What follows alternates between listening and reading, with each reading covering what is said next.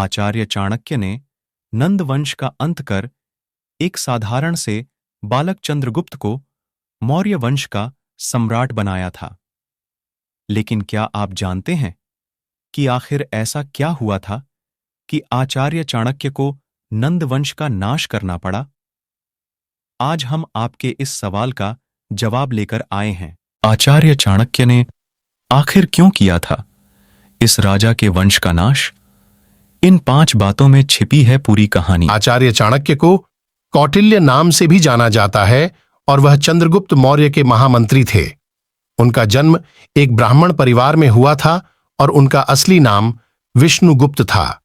आचार्य चाणक्य का गोत्र कौटिल था और इसलिए उनका नाम कौटिल्य भी पड़ गया। आचार्य चाणक्य को लगभग हर विषय की जानकारी थी और खगोल विज्ञान का तो पूरा ज्ञान था।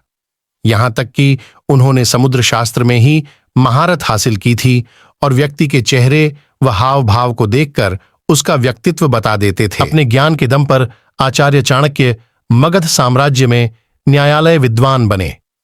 एक बार चाणक्य मगध राज्य में आयोजित हुए किसी यज्ञ में शामिल होने गए और वहां प्रधान आसन पर जाकर बैठ गए।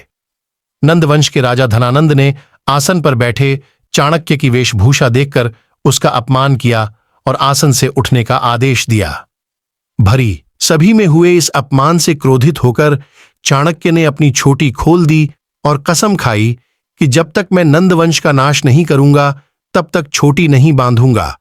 बस अपने इस अपमान का बदला लेने के लिए ही चाणक्य ने नंदवंश का नाश करने के लिए नीतियां बनाईं। अपनी प्रतिज्ञा पूरी करने के लिए चाणक्य ने एक साधारण के बालक चंद्रगुप्त को शिक्षा दीक्षा दी और मौर्य वंश की स्थापना की। फिर उसे बच्चे को मौर्य वंश का सम्राट बनाकर गद्दी पर बैठाया। इस दौरान चाणक्य अपने अपमान का बदला लेने के लिए नई नई नीतियां बनाने लगे और पोरस समेत कई राजाओं को अपने साथ मिला लिया। कई देश के